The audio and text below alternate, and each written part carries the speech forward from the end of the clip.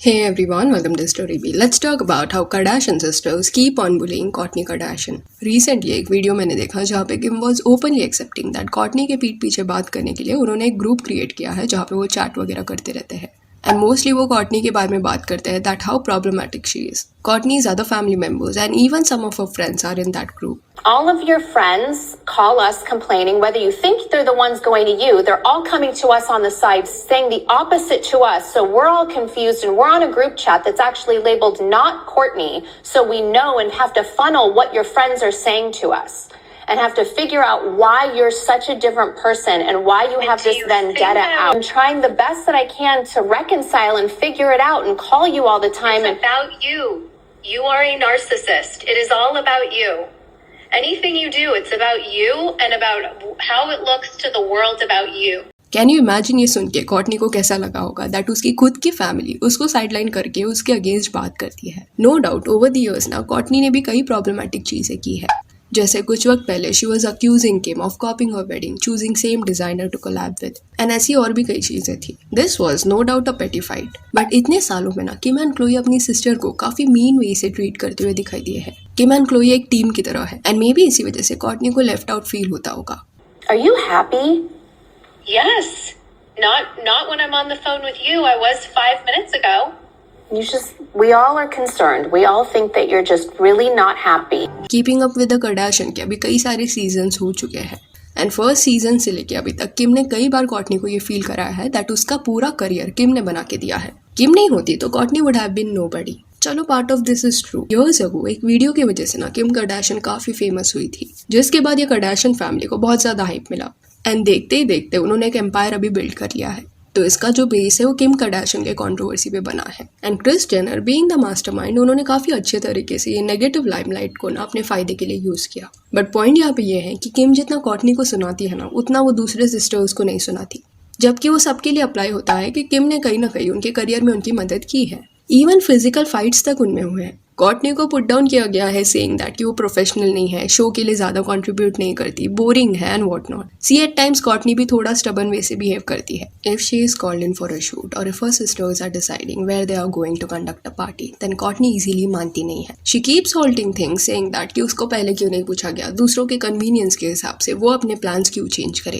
दो ये reasoning correct लगता है बट हर बार जब ये रीजन दिया जाता है तब दूसरे लोग फ्रस्ट्रेट होते हैं. और ये जो नेचर आया है ना कोर्टनी में वो एक रिएक्शन की तरह है. जो इतने सालों में उसकी सिस्टर्स ने उसको गैसलाइट किया है, मे बी उस वजह से अभी उसके रिएक्शंस ऐसे आते हैं. देन ये जो कॉल पे कॉन्वर्सेशन हो रहा था ना किम एंड कोर्टनी का, उस झगड़े के दौरान किम ने ये भी बोला, कोर्टनी तुम्हारे बच्चे भी मेरे पास आते हैं एट टाइम्स एडवाइस मांगने के लिए. अभी खुद के डिस्कशन में बच्चों को इन्वॉल्व करके what she wants to prove कि कोर्टनी के बच्चे उसके पास आते हैं for advice.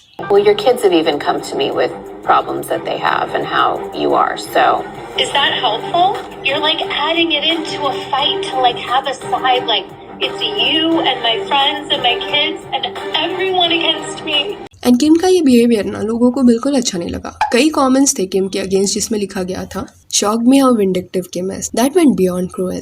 As someone who has a narcissist parent, your kids come to me is a typical gaslighting remark. The kids could have come once and she would rub it in her face like that. They are trying to do Kourtney the way they did Rob, making stuff up out of nothing. Gaslighting your high-risk, pregnant, happily married sister is a new low. Like, why even trigger her? Kim is toxic to gaslight and basically tell Kourtney that all her friends, the rest of the family and even her kids talk about Kourtney behind her back is so manipulative.